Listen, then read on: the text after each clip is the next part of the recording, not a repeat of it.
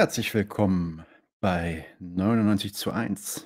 Wir haben heute ein Crossover mit ähm, jemandem, den ich gleich nochmal vorstellen werde. Aber bevor ich das machen werde, all die Leute, die jetzt im Chat sind, helft mir doch mal ein bisschen, wenn ihr merkt, dass ich besonders viel lauter bin als der Gast, der jetzt gleich dazukommt, oder der Gast vielleicht lauter ist als ich, dann sagt mir doch bitte Bescheid, dann kann ich das hier ein bisschen versuchen nachzuregeln. Das ist manchmal nicht so einfach mit dem StreamYard richtig hinzubekommen.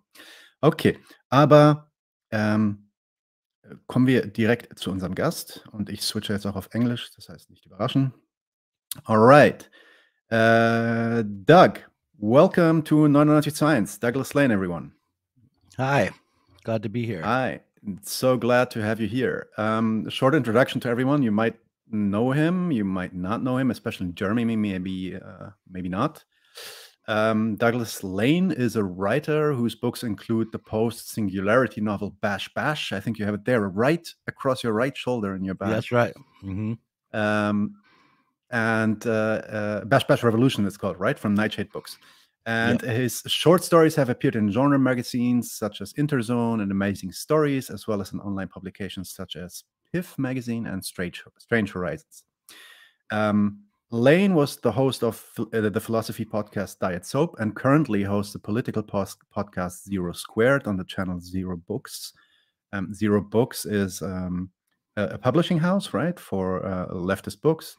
And he is the publishing manager of this publishing house. Have I gotten that all right? That's right. It's an imprint for a publishing house called John Hunt Publishing, or JHP. So we're one imprint amongst many, and we're the culture and society and left politics imprint. Got it. Yeah. So you should definitely check that out. Go also to his YouTube channel or their YouTube channel, Zero Books. Subscribe. I'm particularly fond of your small little videos that you always call, I think, critical cuts, where you deal with current topics, but in a very, I would say, artistic, philosophical manner that is always fascinating and always quite nice to listen to. So great to have you here, and it's always nice to have people here that you're a fan of yourself. So I'm really glad to have you here today. Yeah, they say never meet your heroes. I hope I don't live up to that maxim. Yeah, exactly. No. I think that will be fine. All right. And of course, some people in the chat asked before if you can ask questions. Yes, you can. You can also ask them in German. I'll translate them into English. If they fit, we'll get to them. What we wanted to discuss today, I was interested in talking to you about this because on your channel, one of the main themes that you're looking at is, also not only trying to learn from the great thinkers of the past, but also from the movements of the past on the left, trying to figure out why the left failed in the past, what that means for the present, and what that could also mean for the future. But before we start talking concretely about all these or some of these left movements, maybe let's go even a bit further back, maybe even before Marx, like the early or maybe shortly before Marx, maybe even in the time of Marx, like the early communists in the 19th century. So when we talk about communists, most people today, when they hear communism, they think maybe, at best 1917, but mostly probably Soviet Union, something like that, maybe Cuba, maybe China. But of course, even before Marx wrote down his Communist Manifesto, there was a bigger movement of socialists and communists. What were their actual goals? And can you maybe also try to explain a little bit how you see how Marx actually comes out of that movement, but then also obviously had also quite some beefs with that movement in certain areas? And how does his vision develop out of this? Well, one thing I would want to say is that when we say that we're looking back on the left's failures, we have to be particular about which left we're talking about, because I think overall there has been a massive amount of success for, let's say, liberalism or modern Enlightenment forces. So, if you look back to the 19th century, there was a struggle between the Republicans, the bourgeoisie, the socialists, and the old aristocracy. that was in the old empires. And eventually, it took a while, but eventually the forces for republicanism and liberal democracy, let's say, won out, or at least they've been winning. I mean, it's never really quite over. But so you have to put the old socialists in that context. And I'll speak broadly, and this is, I've read about the socialist utopians, but I don't keep all their names straight in my head. But my overall impression is that the utopian socialists were advocates of Enlightenment scientific thinking, and advocates for capital in a way, in the development of technology and manufacturing, and they were also largely Christian and wanted to see the class conflict that was arising solved. And so socialism for these people was a matter of finding the right kind of society, right kind of thinking that would be able to get everyone into their right place, live harmoniously and productively and ethically. That was the old socialism. And the Marxists that would come later would critique those socialists not for their grand visions of a harmonious future, but for the parts of their ideologies that held on to the kind of material relations that were going to produce conflicts regardless of the kind of thinking people had in their head or the ideologies they held or how Christian they were. So, I often turn to the Critique of the Gotha program as a place to look for Marx's main critique of all the other socialist tendencies, even though he's aiming his critique at one very particular program and he's taking it apart piece by piece very specifically. You can find some of the essential differences or essential ideas that Marx held kind of in a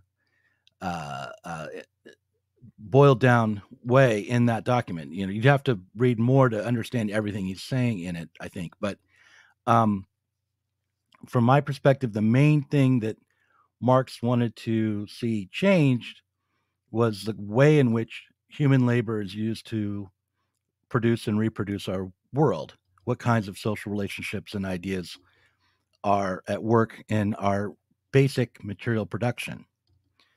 And that would include property relations, but it would also include the aim of production in terms of just going into the market. So whether or not the factories are privately owned or the shops are privately owned or owned by the state or owned by workers' co-ops, the fact that the aim is to produce commodities that are going to be measured in terms of labor time, abstract socially necessary labor, and exchange as equivalents, that in itself sets up a class society, sets up future economic crises, sets up the alienation of labor from its own products, and therefore also the alienation of society from its own mechanisms and its own political structures and so on.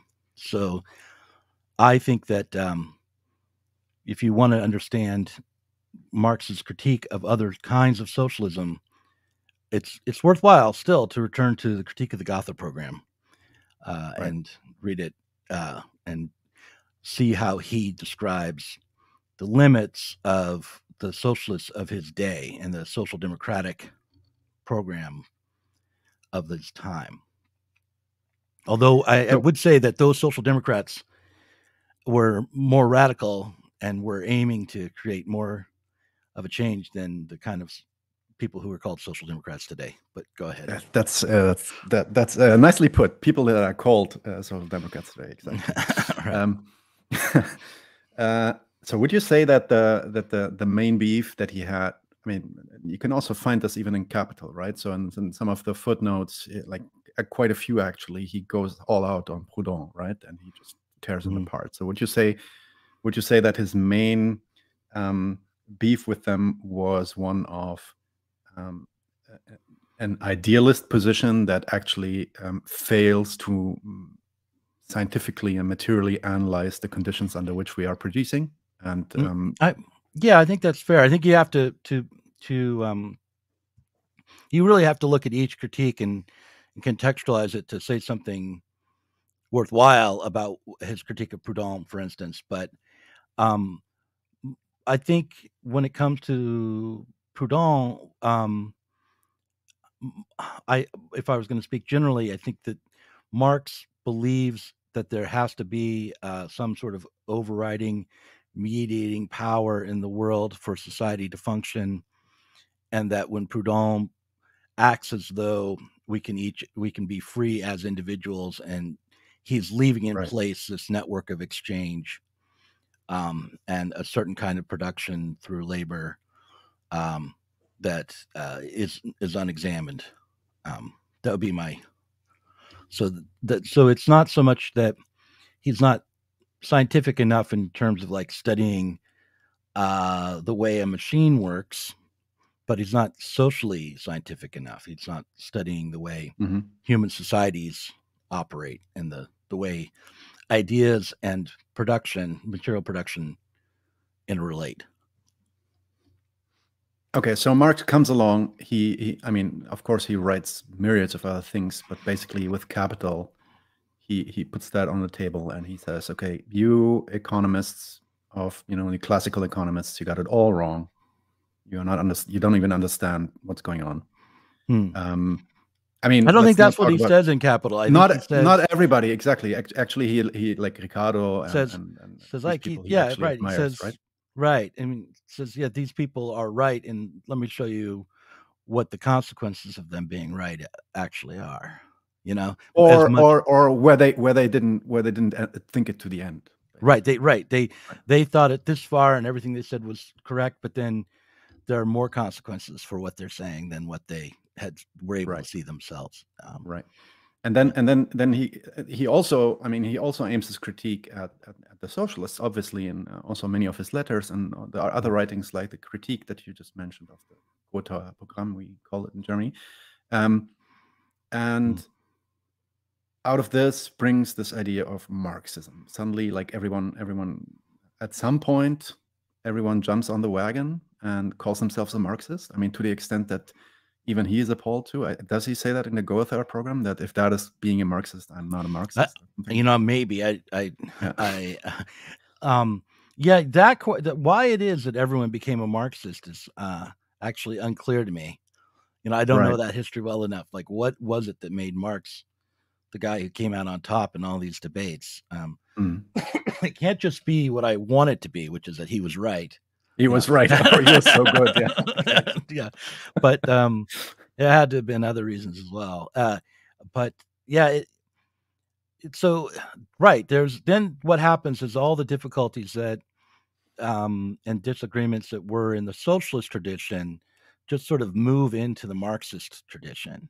They're not really overcome. It's not like people pick up Marx's full critique of Capital and work with a generalized understanding of what that critique means. I mean, even some of the best Marxist revolutionaries like Rosa Luxemburg, I think is still worth critiquing in terms of her understanding of political economy. And there's some people who have, like Heinrich Grossman, who were absolute comrades with Rosa Luxemburg and joined in a common struggle, but had very profound disagreements about seemingly technical things like whether or not there was a tendency for the rate of profit to decline, or just what the effect of monopoly capital would be, what the source of economic crisis actually was, and so on.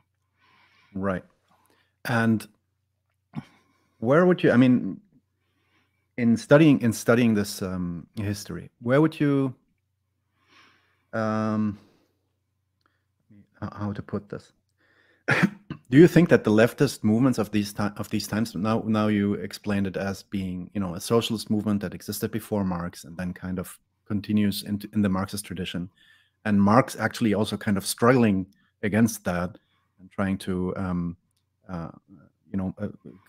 clear what his message is supposed to be.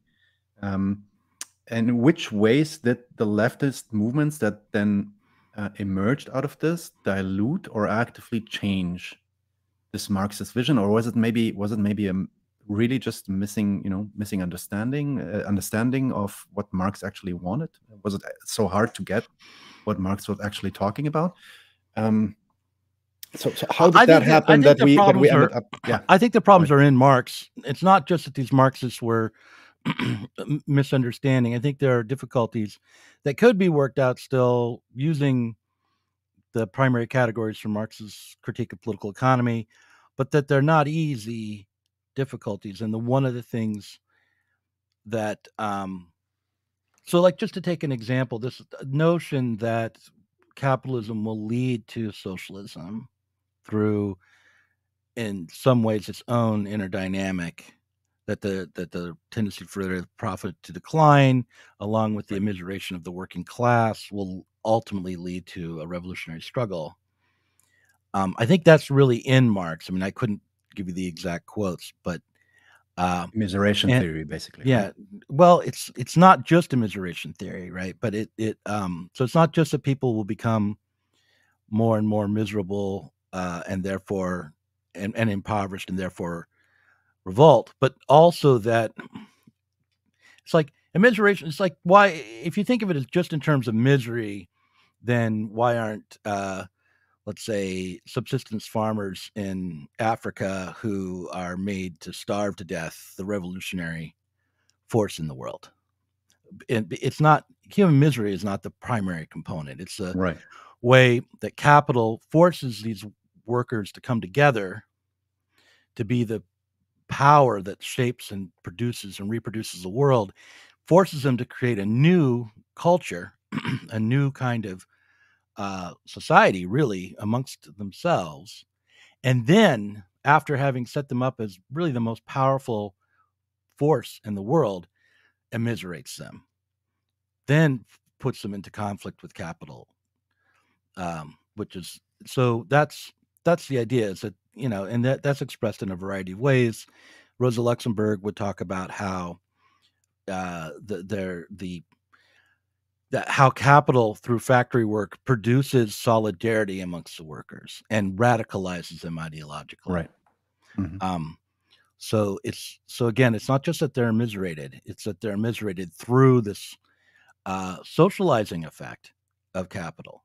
Capital brings people who are, ethnically diverse, scattered geographically, religiously different, and also bound to an old forms of life, old forms of subsistence farming and ritual practice and what have you, together into a modern context and into collective social work. But it's social work that's, socialized work that is interdependent. People are more interdependent, they rely on a wider array of people to survive. But this happens in the context of alienation, or in the context in which these social relationships aren't direct, but they're mediated by the commodity exchanges in the world. So, once you start to look at something as seemingly simple as immiseration theory, realize that there's a lot of assumptions, some of them which are correct, probably within it, and you can start to see how debates would emerge, and especially as technology and society and political boundaries and conflicts emerge and change people through time. Right.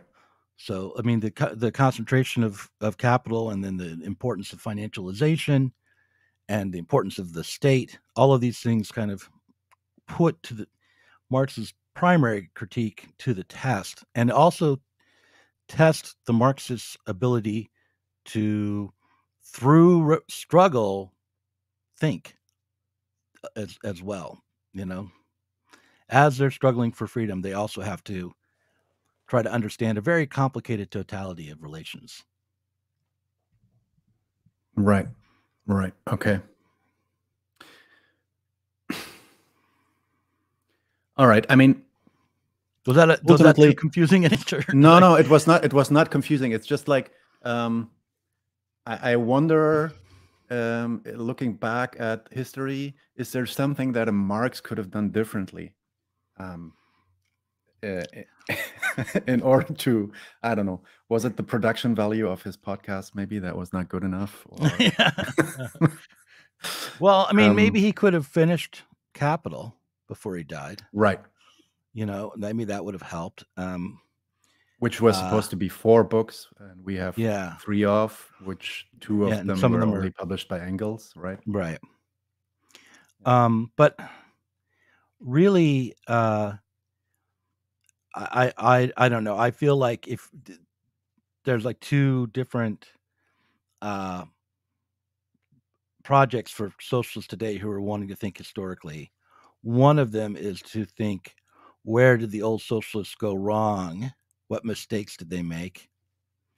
And where was there, which is, I think, fine. You need to do that. But then along with it, this assumption is, I can find the mistake that, if corrected, would have changed everything. I think that may not be the case. Certainly, yep. I don't feel qualified to try to take on that endeavor. Okay, then I'm scratching that next question.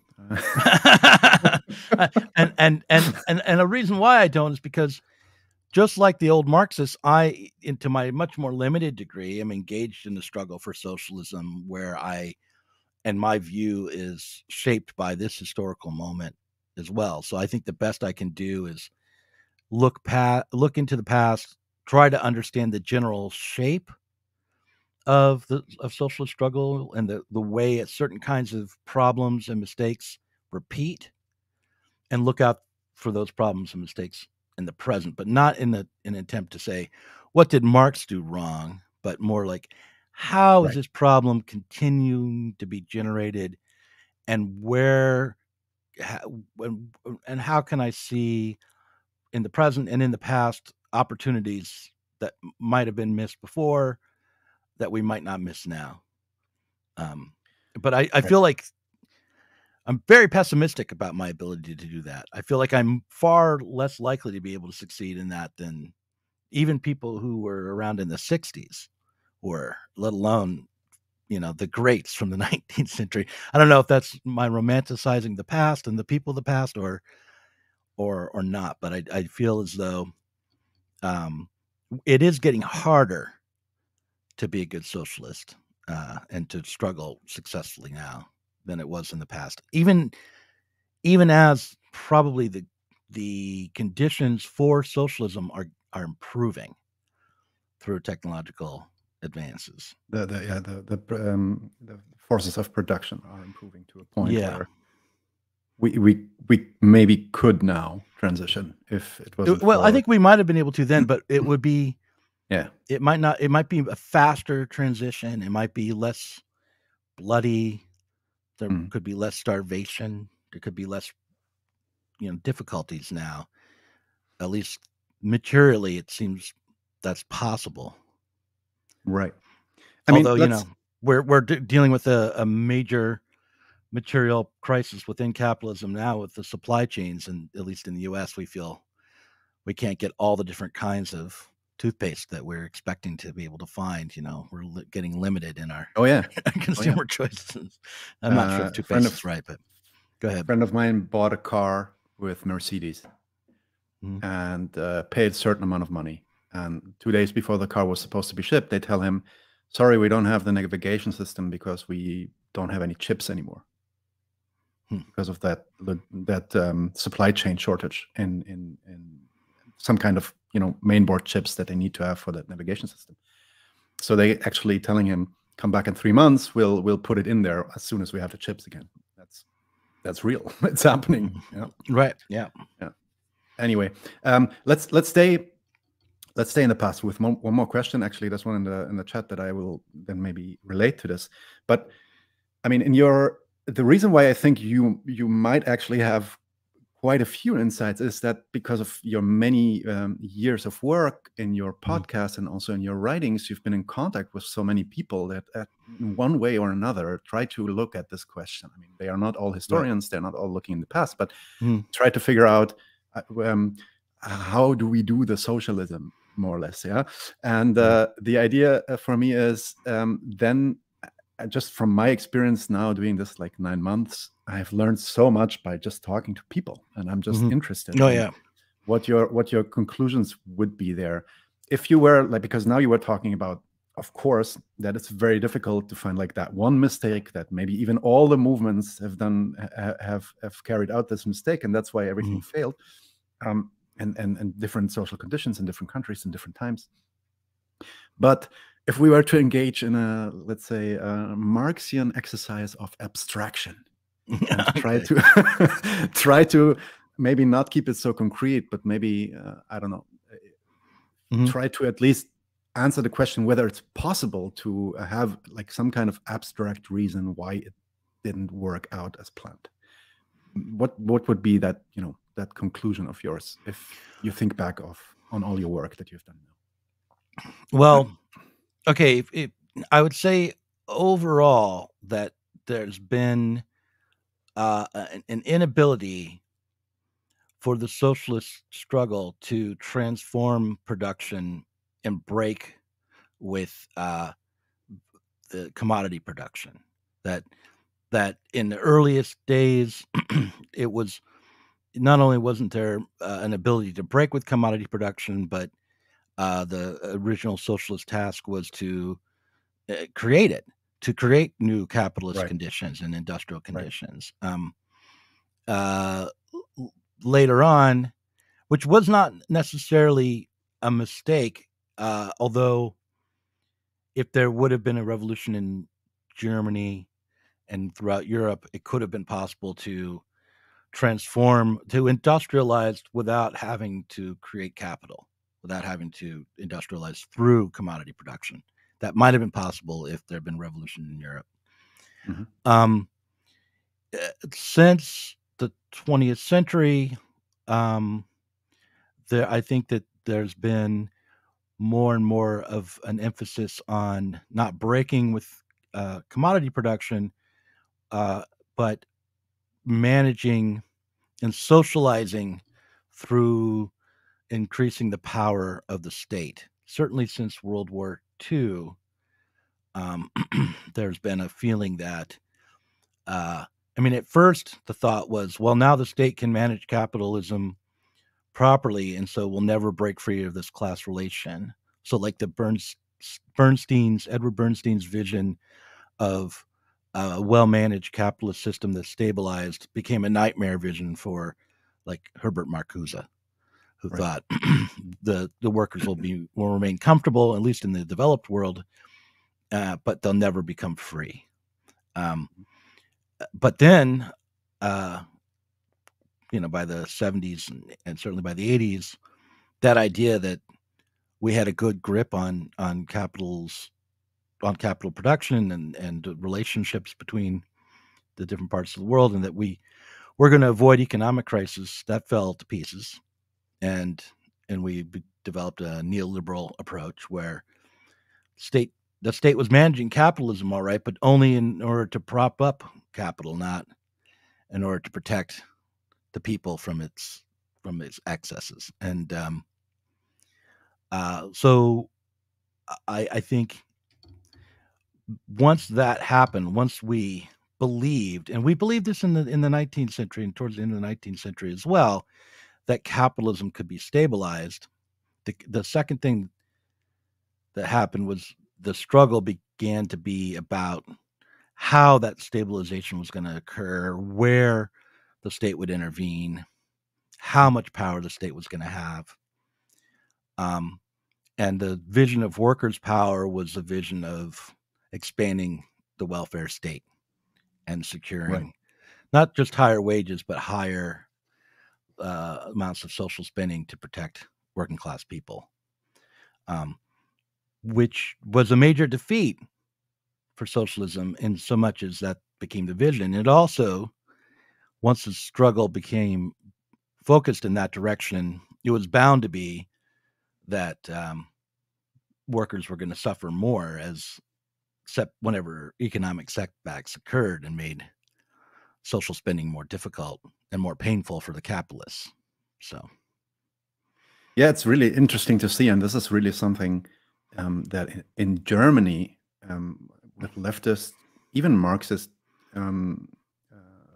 activists, I would say, that I talk to, I don't want to generalize this too much, but there has been general surprise at the mentioning of socialists historically actually being harsh critics of the welfare state, and right. actually like not rejecting it per se and saying, okay, yeah, we should just let people die, or don't care about wage increases, etc., but keeping a critical stance against the sheer possibility, or no, the sheer fact that workers are becoming more dependent of a capitalist bourgeois state if you basically give them to a welfare state, and that this has completely left the picture in today's discussion, even on the so-called Marxist left.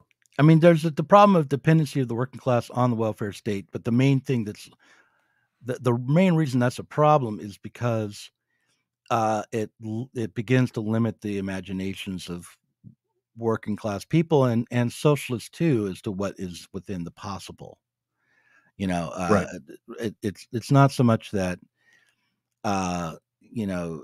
they'd be better off if they were independent entrepreneurs, right? But just that, yes, exactly. Sure. But just that they would be better off if their political project wasn't aimed at these progressive,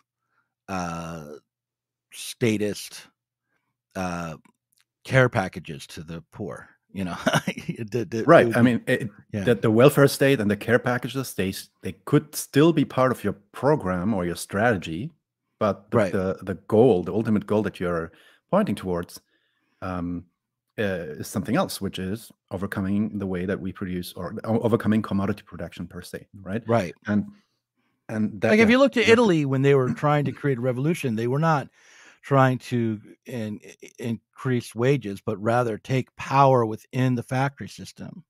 Sure. Through the Communist Party's members taking control over the unions and the councils. So they were, and the aim of that power was to be able to then transform the factories into what might be called the dictatorship of the proletariat. That's something that they would have the political power to change the aim on a massive scale of, let's say, all of Europe of production. So that would mean changing what was produced possibly, but also like how it was produced, how it was distributed, and how much coordination there'll be. And at that point, you do have a problem of like trying to figure out what a socialist mode of production might be. But they wanted the political power to make that transformation, and they weren't just trying to get a state body to spend more on poverty schools or on homeless kitchens or something like that. Right. And one question that is kind of related to also something you said before, because you said you're looking into the past, you're looking into past movements and their errors, and also their maybe their wins, in order to understand which kind of mistakes repeat themselves over time and might even repeat themselves today. Can you, like, spontaneously, this was not something that we prepared, but do you maybe have like one of these mistakes that repeats itself? This is what Taboo One is asking here. Is there something that you see that we are doing today which happened already 100 years ago? Well, yeah, I do think that we perpetually move towards the idea that the way things, that capitalism itself can be properly managed, that we constantly get redirected into programs to reform capitalism, but not in even this sort of with the aim of gradually transforming into socialism, but simply assuming that by controlling the state apparatus, we will be able to create socialism without changing capitalism that fundamentally. And it's insidious because I think it's not merely that we consciously make this decision to become reformists, but rather that the horizon gets lowered so that the debates we have start with that presupposition. We don't, and that, so to take a controversial example, the struggle for identity and rights isn't conceived of as a struggle for the transformation of society so that people's identities don't put them in a precarious position, but rather the assumption is that the people's identities, let's say you're gay, so you're gay and that puts you in a precarious position as an individual, and so you need the state to protect you, rather than we want to create a society in which individuals aren't inherently precarious as workers and aren't precarious because of the alienation they feel, but rather live in a community that has more direct control over its historical mission and more connection between people, where people are less alienated. Therefore, being gay won't be as precarious, not just because people's attitudes about homosexuality have changed, but because people's living conditions have changed and they're more free, both as individuals and collective. Right. There might still be homophobia, and that's still something we got to tackle. So no one is saying that that's gone immediately. Right. But the material realities will have changed for you because right. If you're going to be dealing with homophobes, you're going to be dealing with them as individuals, and as individuals that are materially have less power. Like there won't be any Jeff Bezoses in the world, or people. You won't be threatened with unemployment ever, and you won't have to worry about housing ever. So you're born into a world where those kinds of concerns aren't going to dominate you. In which case, somebody having a homophobic reaction isn't going to be a matter of life and death, unless it comes down to some individual murderer, which is actually pretty rare and pretty few and far between, that kind of thing. Sure. So that's would be like another example would be after the murder of George Floyd, the way in which calls to abolish the police didn't lead, and this isn't anybody's fault who's in the movement. A lot of young people who were really would have liked to have gone further than they were able to go, but it didn't lead to a systemic critique of capital and an effort to organize for true transformation of society, so that the police wouldn't be necessary. And I don't mean like they didn't have the revolution the next day. I mean, it didn't lead to the development of institutions that could even think and act along those lines in the long term. Instead, it became an empty expression of outrage and kind of evaporated, right? It either evaporated or it turned into defund the police, which then itself evaporated. So so those would be examples of this problem of imagining that we can ameliorate capital relations without attempting to transform them fundamentally and radically. That's what it leads to. Those kinds of moments. And then there's still unanswered questions like what do I think is necessary to actually start a political project to transform society? Do I think? I mean, and then you get into old debates. Do we need movement? Do we need a party? What will the role of the state be in a moment of revolutionary struggle and transformation? And then you get led into things like what went wrong in the Soviet Union, and that's where I would be reluctant to just lay out a claim that I wouldn't be willing to listen to lots of different arguments around it. Like I do think that the power of the state and the limits that I think the workers needed to have more control to change their conditions in the Soviet Union and transform production than they ended up having. But whether that was because Lenin was too much of a statist and an authoritarian, or the Bolsheviks didn't have the right vision, or historical problems and failures in Europe, or all of the above, or both, exactly. I wouldn't be so clear about. Right. Okay, so let's skip like 10 decades from Lenin to today.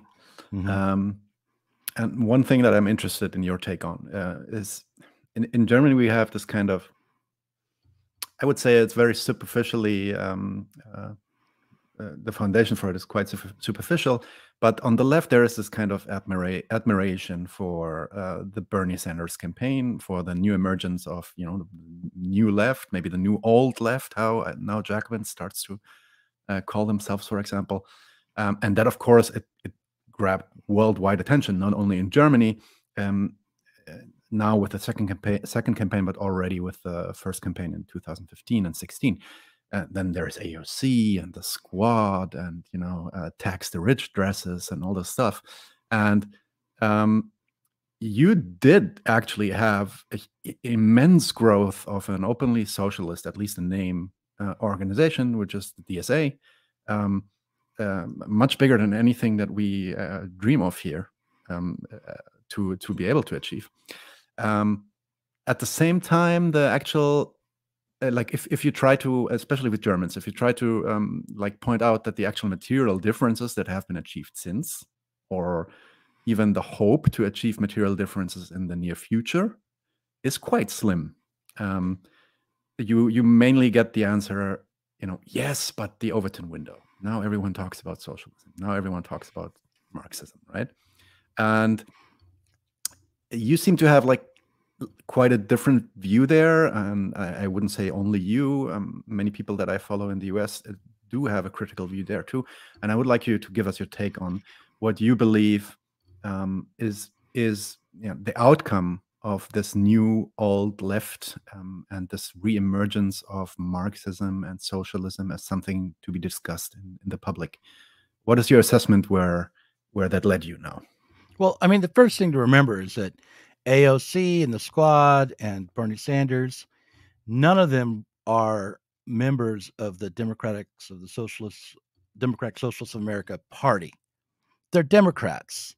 They're Democrats. They're part of the Democratic Party. Isn't Bernie an independent? Is he now a Democrat? Maybe. Sure. Okay, yeah. He ran as a Democrat. He ran as a Democrat. Right. Okay? He ran as a Democrat. That's right. And if he had won the presidency, he would have been the head of the Democratic Party. Sure. Yeah. So yeah, he's an independent now, but he was running as a Democrat. The DSA is an organization that's like Momentum in a way. It's adjacent to the Democratic Party. It is not its own political party. The DSA the history of the DSA was, it was born out of the feeling of defeat that emerged amongst the socialists at the end of the 60s. And by that, I mean into the middle of the 70s, right? So, and after Ronald Reagan was elected, they decided, well, we can no longer struggle to create a socialist party, but only have to try to influence the Democratic Party to become more of a workers' party, so that we can then not to make the Democratic Party into a workers' party, but to create conditions so that a workers' party might emerge. So the DSA is really trying to, I mean, this is better than what I was talking about before, because at least there's some strategic thinking about taking power for the workers eventually, right? But I do think that it's been sort of forgotten that that's the aim. But one of the things about recognizing that the DSA was a symptom of defeat itself gives you is the ability to take that horizon up, to expand the possibilities, rather than thinking of the DSA as a victory, in which case now you're much more limited into what you would count as a victory for the future. So, like the DSA's aim was to influence the Democratic Party so that there would be more freedom, more power for working people, and so that a real political project for working people could emerge. So basically, giving workers some air to breathe, some time to relax, maybe think, maybe have some space to organize, and then create the Workers' Party. Right, and then make it easier for union organizing, make it make the labor to help conditions for labor in general. So sounds good on paper. Yeah, I mean, yeah, it's okay. It's not a bad thing. But it didn't quite succeed right away, and it's important to remember the Sanders campaign didn't succeed either, and the future of the squad is in doubt, and they should be judged not in terms of how many people are willing to say the word socialist, but in terms of what are the conditions for U.S. labor. What and how, are there new political movements beyond the DSA emerging? And that's how they should be judged. So, like, if you're asking me, like, did I get excited about Bernie Sanders? I did, but probably not in a rational way. Like, I wanted Bernie Sanders, in like sort of vindictive way. I wanted him to come in, get the nomination, force the Democrats to be seen in public denying him what he had won through the process, split the Democratic Party, and put the whole thing into shambles. Of course, who would that have helped? That would have helped the Republicans. Right. So why did I want that? But that's nonetheless. Yeah, exactly. But nonetheless, I was willing to risk that, to see the Democrats' stranglehold on what I consider to be the left get broken. But that didn't happen, and it was never going to happen probably. And I don't know if it had happened, if it would have really been for the good.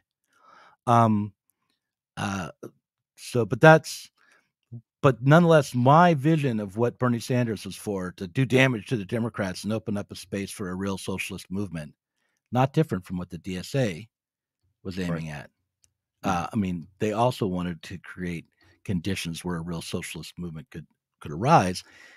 And we have to think back to the 19th century. There was a socialist movement. We didn't have to try to create conditions for it to be reborn. Back then, it was moving. It was active. And so there's another, way in which you can say, oh yeah, we've really suffered a lot of defeats as socialists. Socialism has suffered a lot of defeats. So let's stay with that for a sec, because I'm interested in that. I mean, if that is the strategy of DSA, maybe even people like those socialists, like or self-proclaimed socialists, like Jacobin people think the same way. Jacobin, right? Yeah, and also kind of this. I don't know how you call that strategy, but this idea that you change the party from the inside out, or you first go in and then you plant the bomb from the inside, basically. Right. Although again, the DSA's idea was a little better than that. They didn't think that they wanted to just lift the boot of the state off the neck of the workers. It wasn't.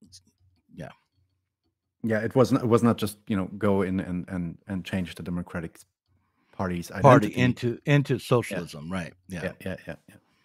And where do you think that has? Because as we both said now, okay, it kind of sounds good, especially if we are in a situation like you described, where we don't even have the conditions in which, and I would say that's the same in Germany, by the way, to have a workers' party that is struggling for socialism, and a real kind of socialism. So, and of course, we could talk different strategies, but as a strategy itself, where did that go wrong? Well, one thing about it, you can see an example of why that might go wrong. Again, it goes back to this idea that the real aim should be to control and manage this capitalism through the state. Because even the assumption that the DSAers had was that through state policy, you could, in a long enough term, improve the conditions for working people, both personally and in terms of their health and lifestyles, but also politically. And I think this recent crisis in the economy kind of exposes how that kind of thinking is incorrect. There was before, like in 2019 in the United States, there was a struggle for a federal minimum wage increase, $15 an hour. Fight for 15, yeah. Yeah. And I don't know what the minimum wage is right now federally. I should probably know that. But I do know that the workers that were being talked about the most in 2019 that needed $15 an hour are by and large, in most locations, being offered that or better right now. And Right. that Amazon not, pays more than 15, basically. Oh, That's yeah. something that I Amazon read, pays like $20 an hour or something. Yeah. And even like to flip burgers in a McDonald's, you're probably going to get $15, $16 an hour in most cities. Why? It's not because of the state. It's because of the labor market. And even with that rise in wages for workers, there's also a massive increase in homelessness across the country. There are encampments popping up in every major city that, in Portland, we've always had a lot of homeless people, but this is worse than I've ever seen it. So the wage has gone up. The rate of real unemployment has probably gone up, has to have gone up as well. The number of homeless people has gone up. So the ways in which the things we struggle for, there are all these assumptions behind them that may not be correct. There's always unintended consequences. You can raise the minimum wage and not empower the working class. And so that's one of the problems with the DSA's approach, is that the sort of one-dimensional thinking, a lack of understanding of the unintended consequences of capitalist production and the complexities of it. And I think also kind of a latent culture of progressivism. In other words, a disconnect between the people who are trying to create policy and the people who were supposedly trying to help. Like, I don't think workers believe that just expanded welfare spending is going to better improve their conditions ultimately, right? But I think the progressive people who set up policy often slip between thinking we want to empower workers to and help their struggle, slip from that to we want to give enough alms to the poor. We want to make sure that their cupboards aren't bare. We want to be the good people, good Christians. Like, I think that, the old socialism is still, the Christianity and socialism is still around today. Not that I think that's a terrible thing in terms of, like, I'd rather meet someone who was kind and cared about their fellow man and wanted to do what's right than not. But that kind of thinking is a little condescending, and it doesn't really have to do with power. It doesn't really have to do with changing society. Right. So what would you say to a German that asks you what the state of the left in the US is right now? So I would tell them something. Yeah, tell us. I would say that we suffered a massive defeat when Sanders didn't get the nomination, and that that while there are still aspects of the left that are worth being excited about, that overall the Social Democrats had their moment and they were defeated. And we on the sectarian left, whether we're Marxist, socialist, anarchists, we who call ourselves radicals, are looking around saying, what do we do now? So, what we can't go, we all joined the DSA and look what happened to us. Right. Yeah, that's what I would say. It's the state of the left right now. My thought is, I better make another YouTube video. That's my approach at the moment. It was before too, so not a change. That would have been my question. Now, do you feel like this is that due to the defeat of the Bernie Sanders campaign, or is that something What's that was different there is what already? I'm talking about. Like, and I do think that, like, I think 2 years ago, if I had made a video about the left technocrats in America in the 20th century, in the early 20th century, and connected it to cyberpunk or something, and released it, that it would have gotten more views. It would have gotten more excitement. But that today, people who consider themselves on the left are feeling more pessimistic, and they're not excited about the prospect of thinking through really radical change at the moment. That the will isn't there in this moment. I still do it. I still do that stuff, but I've noticing also, like, the algorithm has changed too. I don't know. It could be a variety of factors. I mean, if you look at the Squid Game show on Netflix, that thing has been the most. I think. I hope I'm not wrong, but I think it's the most successful start of a Netflix movie or show. Is it? I think it's a show. Yeah, I need to watch it. Ever. My kids are telling me it's really great, so I should watch the Squid War show. Yeah, and it's like this. I mean, I haven't seen it myself, but I heard some friends talking about it. Probably also gotta have to watch it just to know what they're talking about. But feels like it's like Hunger Games amped up, or Battle Royale, and that ultimately also is kind of, not really. Everybody always says that, oh, that's critiques capitalism. Well, depends what you mean by capitalism, but it has some kinds of critiquing hierarchy and critiquing oppression, items like that. But Yeah, I mean, these things seem to sell like shit today, right? I know, So, I know. That's true. That's true. But there's a big difference between a video describing the history of technocratic attempts to overcome capitalism, that's being put forward as actual information for people who might want to be involved in a movement, and something that that perpetuates the culture of resentment towards the right. capitalist class. That's exactly it. Yes. Yeah, and I'm not against for feeling resentful of Jeff Bezos and all the shitlords that run the world, but I just remember, like, in 2012 and 13 and 14, after the failure of Occupy, I think that was around when Hunger Games came out, right?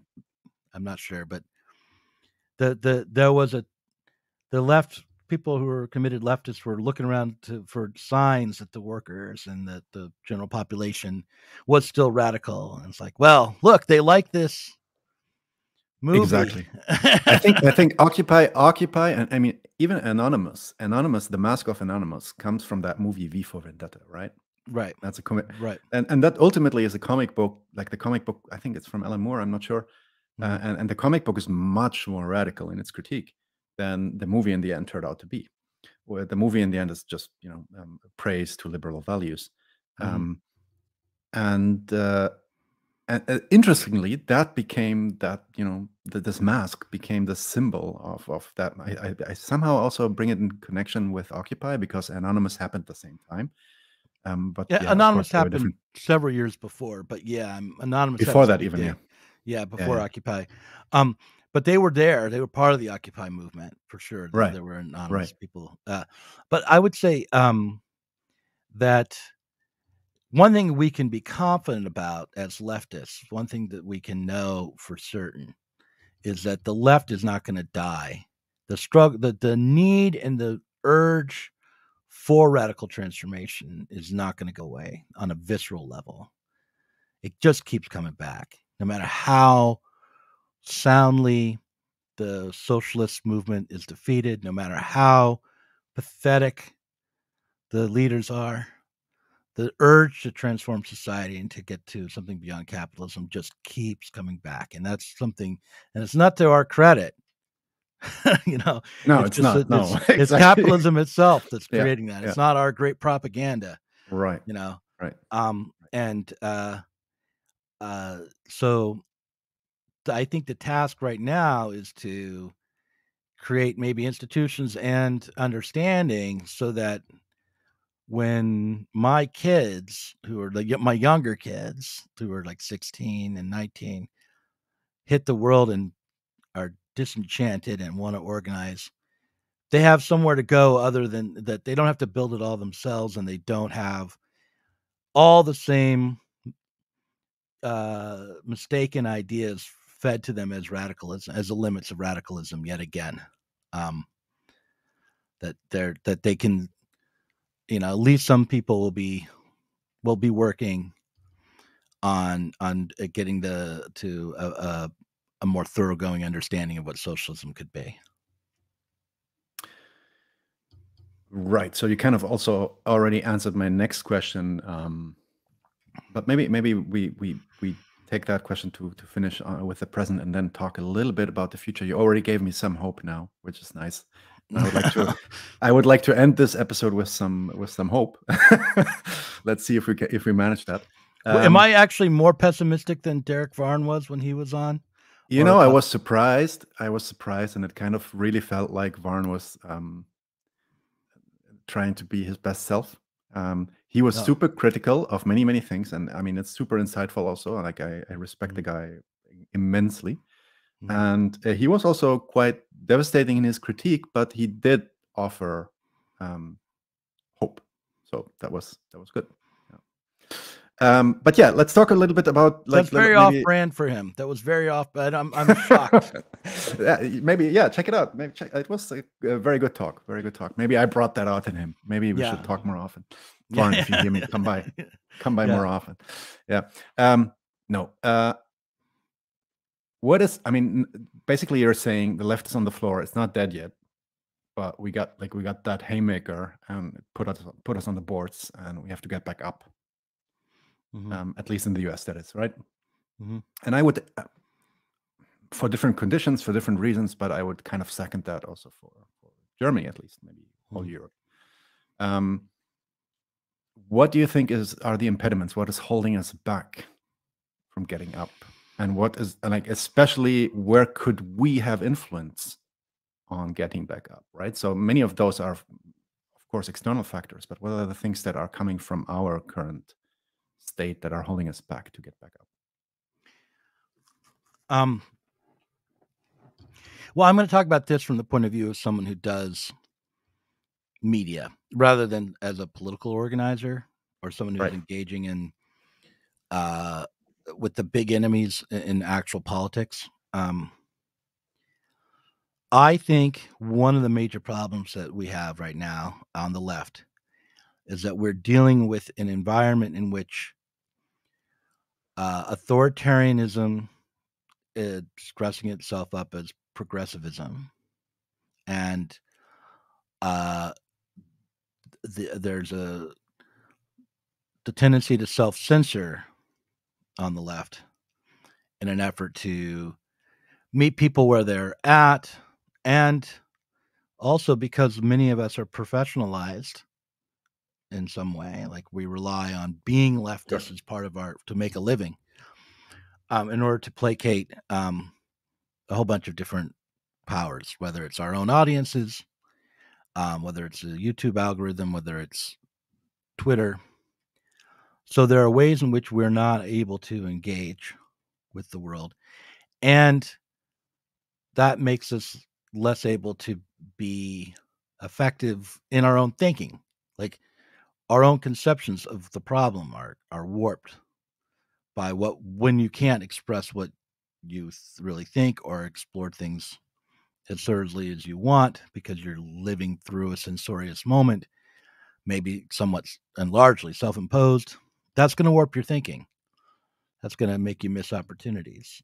So that would be the first thing I would say is a big problem that we're facing.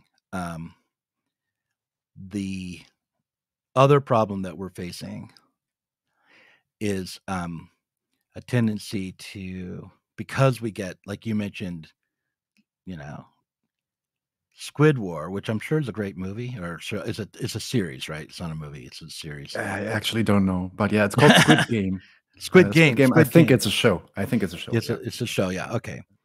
Squid Game. You mentioned Squid Game. Yeah. See, I feel very much like a boomer right now, like getting the name of the thing wrong, not sure if it's a movie or a show. No, I'm all with you there. Don't worry. But I think we also are. Optimism can be our worst enemy. Like when we look around desperately for things to be glad about and good, we tend to not be questioning our assumptions as to what would be necessary for a real social struggle. So I don't think the problem is that people are not dissatisfied enough with rich people. I don't think the problem is that the attitudes of the working classes are backwards. Mm-hmm. And I don't think looking around for signs that there's unrest or dissatisfaction or even an anti-capitalist sentiment is a good use of our time. I think we should just presume that working people would like to get past their current conditions, would like to see a better society.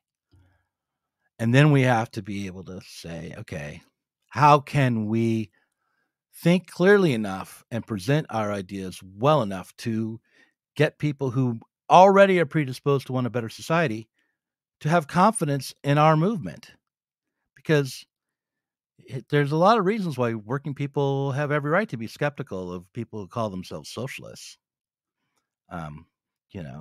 So that's what I would say are our two big problems at the moment, and our tendency to hate one another. To be really nasty to one another. But that's also something. I'll tell you a little story to illustrate my point. Sure. From my fellow socialists, I have. I love them all, and criticism going back and forth is important, but I have not. I think we tend to take each other for granted too much and criticize each other too harshly. Whereas recently, a Trump supporter who believes in QAnon conspiracies called me on the phone, because I debated him a couple times on my channel. Called me on the phone to tell me that he wanted to make sure I took vitamin D because he knew that I had taken the vaccine and that it was probably killing me. But if I took vitamin D, I would be okay. But the point of this is that he said, "You're my friend. I know you're a Marxist, but you're still my friend, and I want you to be okay." And he was loyal to me as a person, And I feel like we sometimes need to be loyal to each other as people first, and figure out how to do that well. Because if you're the fact that a Trump supporter would like me, even though he knows I'm a Marxist, I think speaks well of the guy, despite the fact I think he's often crazy, mostly. Right. But probably, yeah. No, that's totally something that we can see here too. And I mean, it's also what I wanted to say is that it's kind of probably also a symptom of this kind of powerlessness, because you can also see that historically going back in all the decades, right? And these fights, and also the viciousness in those fights. Although when there was an organization that would umbrella all these people, they would have these vicious fights, but they would still keep their solidarity with each other, being in that organization together. Sometimes it would break and split, and that's something that we don't really have anymore. And apart from that fact, we are not all friends. I know you. I have a parasocial relationship with you. Now we talk a little bit, but it would be better if we were somehow closer. But look how far we are apart from each other right now, right? Right, but I think that we don't have to be actual. The people on the left don't all have to be actual friends, but they should be less quick to decide to police their boundaries, be more charitable in their interpretations of one another. assuming maybe not the best, but assuming better. Basically. Yeah, assuming that people are operating for the most part in good faith, right? And that there aren't just snakes hidden in our midst all the time. I think that's another thing. It's like we like to look around for the people who are betraying us within the movement, rather than look around at why the movement is failing. It's like, oh well, some outside forces intervening. They're bad actors. The problem is a few bad people, rather than something that runs a lot deeper, and that, as nice as you might be, you still could go wrong. Yeah, and even if it were a few bad people, what does it say about the state of the movement that it can deteriorate and crumble by a few bad people here and there? Obviously, it would mean that there was something else wrong, and not just a few bad people, right? Like a company isn't brought down by a few bad employees. A political party isn't brought down by a couple of moles. Right. All right, then. I mean, we are already getting there a little bit. Let's try to wrap this up in the next 10 minutes or so. Do you still have a little bit of time? Yeah, I can go another 10, 15 minutes, no problem. Okay, great. So let's talk a little bit about the future. And you're a novelist, and I must admit I haven't read your novel yet, but it's on my list. I've got 3 of them, not just the Bash Revolution thing. I didn't read that one. Yeah. Okay. I love the scene with Zizek reacting to your book. What do you think he meant by it? Was he legitimately impressed? Did he think it looked goofy? What was he? What? Sometimes, if you listen, like I listen to Zizek quite a bit, and sometimes he has just like these ad hoc reactions that don't really make a lot of sense to me. So I would categorize this as unknown. I don't know. Right. Right. That's how I would put that too. Yeah. So as the novelist that you are, if you were now to write another novel, right? And maybe Bash Revolution is a little bit of that, but it has also some dystopy in it. So let's talk more utopy. And the idea of, you write a novel that kind of depicts in some convincing way events and developments that ultimately lead to a transition into a communist society in the near or far future, whatever. But starting from today, like how could that develop? Like, is there a path that you can imagine right now where this could go? Well, the first thing I'd have to do is decide who's going to be the protagonist of this thing, and what is. Of course, Douglas Lain is the protagonist, of course. Oh well, right. Yeah, I mean, that's how all my other books have gone, but maybe I'd want to change it this time. No, actually, my last book was my son who was the protagonist. Okay. Really, a lot of people told me, it's like, the main character is your son Ben. It's like, oh, I guess maybe. So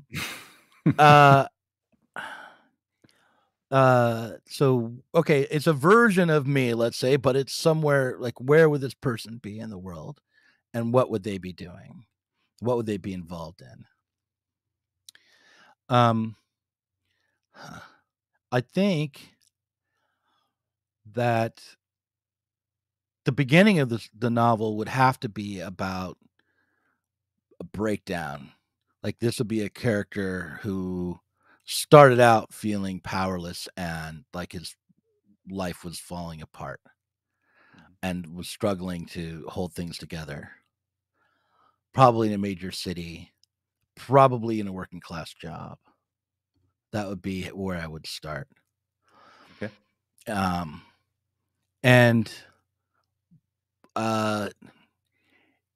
probably for the sake of convenience, he would have a friend who was a woman who he was romantically interested in, and she would be also struggling, and their love story would coincide with a discovery of the need to organize together and think awesome. think things through. Yeah. And as so yeah, I mean, that would be, I know it's quite trite and all, but that would be how I would think of it. That's where I would start. That's where I would start with laying down a novel. It's like, okay, what does the character want? And I think ultimately what it would come down to is the need to think through change and organize to achieve it would coincide with the need to live a meaningful life and find the basic things that people want, which is like human connection, a little bit of stability, friendship, a certain level of security, self-respect. Those things, and long-term relationships based on loyalty and commitment. Those things would all be things that, in order to protect those values, they would have to struggle for change. And it would probably be, maybe I put it in China. So it would be a working class person in China who's being torn apart, whose love is being torn away from him by the system of production in one of these iPhone factories or something. Right. Excellent. I kind of was imagining how you would answer this question. Sounds did I do it what you imagined? I would definitely buy that book. So as a rationalist, let's take this maybe less imaginatory, and I sometimes occupy myself with looking into the future and trying maybe not to be too pessimistic, but I also value, like you said before, I value pessimism a lot, and I think it's really important to not overvalue optimism. But I try to think of scenarios how all this could play out. And of course, there are the worst scenarios, which are Mad Max level or even worse than that, and then there are those other scenarios that might be maybe pointed to a good direction. So what, like, do you ever do this kind of exercise? Do you try to imagine the future? And if you do so, what kind of scenarios could you imagine how this is most likely going to go, or how this could possibly go? And what worries you about all that, and what gives you hope? So here are we at the hope. I do imagine the future from time to time. And for a while I was sort of, a lot of people on the left are very critical of like Silicon Valley and all these millionaires and billionaires who want to live forever. But I like to, like, I interviewed Aubrey de Grey, who is a longevity researcher. So I like to imagine a future socialist society in which our technological development, including advances in healthcare, are expedited. That we make huge strides forward in terms of our understanding and technological power.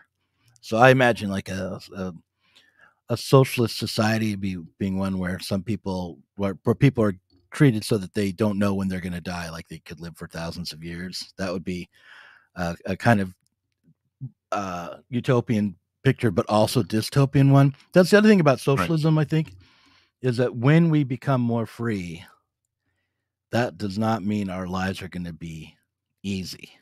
Yes, excellent. Like we're going to have new troubles, and maybe the all we can hope for is our misery to shift away from the physical and into the psychological. Like most people are going to be neurotic as hell in the socialist utopia. I imagine that. Maybe I'm just projecting my own self into the future here, but that's what I imagine. Or I would like to imagine a future in which the traveling into outer space does more than just take us around the block. I don't imagine, there's other kinds of utopian futures where people imagine a kind of return to hunter and gatherer lifestyles and a reconnection to nature. Anarcho-primitivists. Right. Yeah. So I'm on the techno-utopian side of my imagination. But I enjoy the idea of like a Dyson sphere around the sun and that kind of stuff. I like to see the future as one in which human ingenuity and power is expanded and expanded and expanded. Are you also Trekkie? I'm a Trekker, man. Get it right. No, I'm actually, yes, I am a Trekkie. All right. Yeah, because which one? Which one?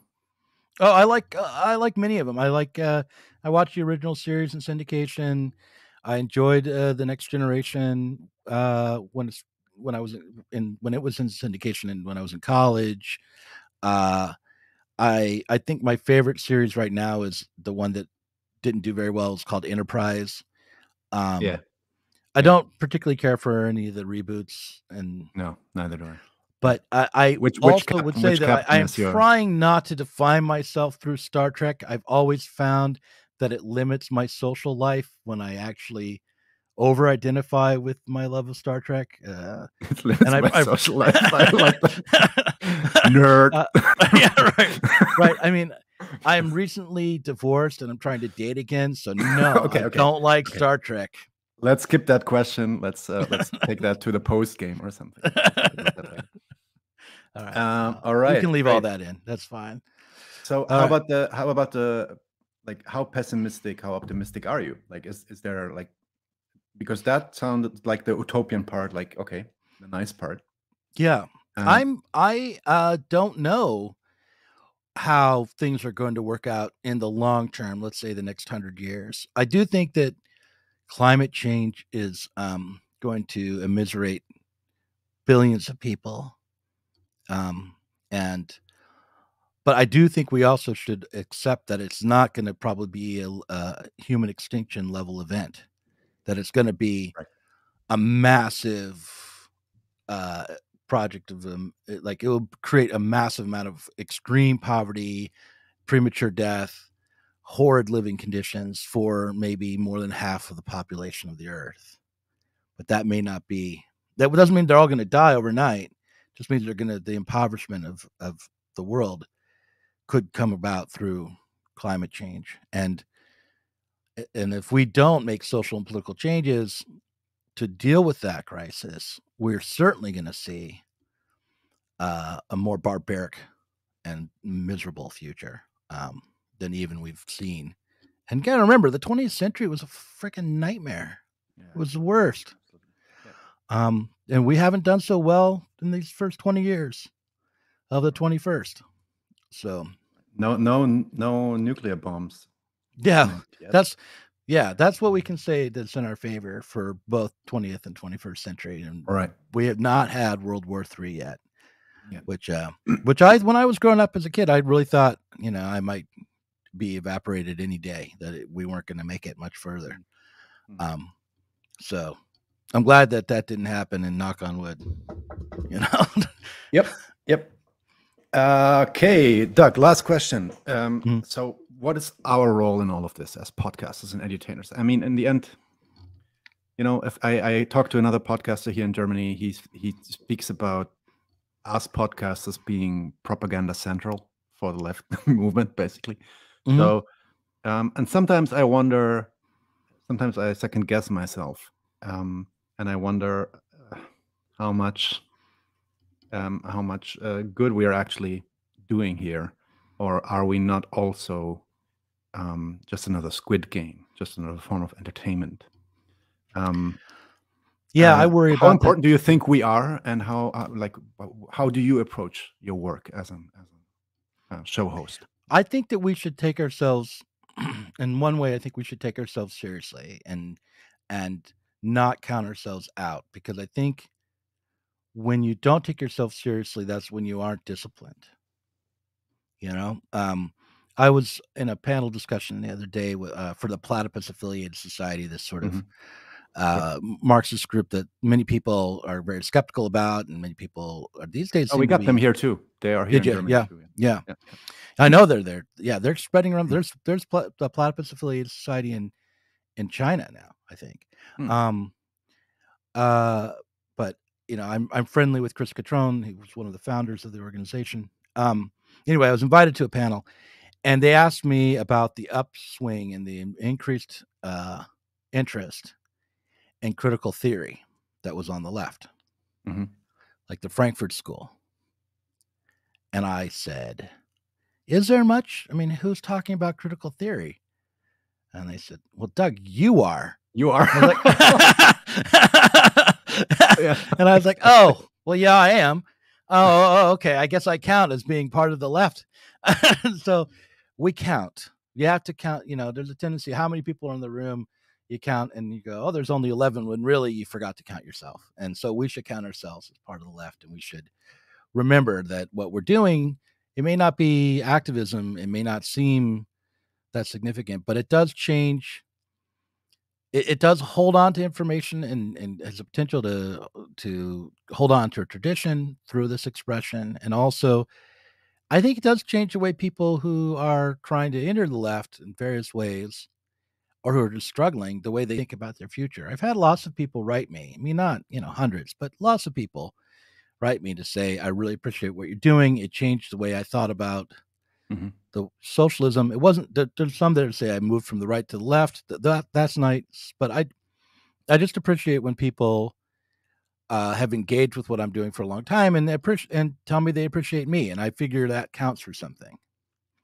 I think a lot of people, when I look at the fact that, I mean, I do my podcast, I do the YouTube channel, but there's the other thing is all these really good books that are put out there. And I think a lot of people are transformed by reading these books like Capitalist Realism, one that I wasn't responsible for, or another book that I think, isn't as big as, it's definitely not as big a seller, but I think really just as important is The Writing on the Wall, which is about value theory and the failures of the left to engage with the need to go beyond commodity production and a variety of other things.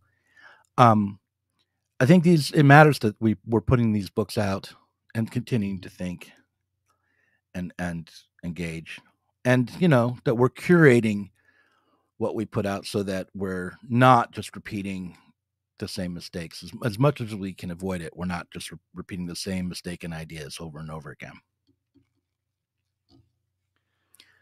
Excellent. Doug, I want to thank you again so much for giving us so much of your time. Thanks for being here. It was a great honor. If you had some fun, maybe we can repeat that at some time in the future. Would be nice to have you here again. I'd love to come back, and you should come on to our channel. We can cross promote. Oh yeah, anytime. Like let us know. I have I do this with a colleague. We went to This Is Revolution podcast. We talked a little bit of German politics, and they seem to like it. So yeah, those are great guys.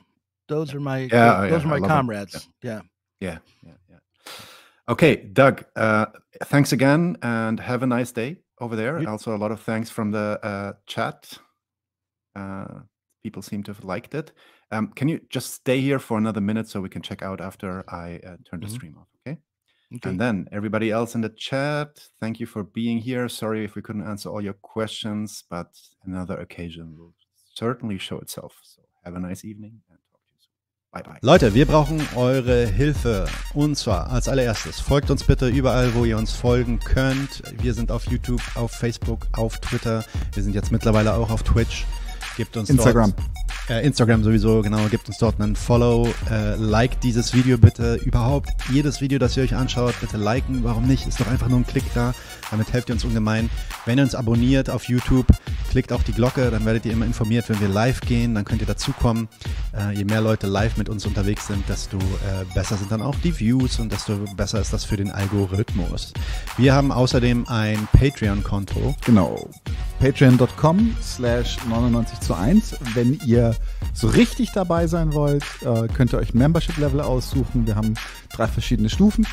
Gibt dann solche Sachen wie zum Beispiel diese neuen Nachspielepisoden, wo wir jetzt die erste gemacht haben, und ihr habt auch Zugang zu unserer Discord-Community. Weiters haben wir einen paypal.me/99:1 Link, falls ihr denkt, naja, sind schon schnaffte Typen, aber mehr als einmal will ich nicht zahlen, dann könnt ihr uns da auch ein bisschen Geld schicken. Wir haben tatsächlich inzwischen relativ signifikante laufende Kosten, weil wir einen hohen Qualitätsanspruch haben. Insofern, wir sind wirklich auf eure Unterstützung angewiesen an der Stelle.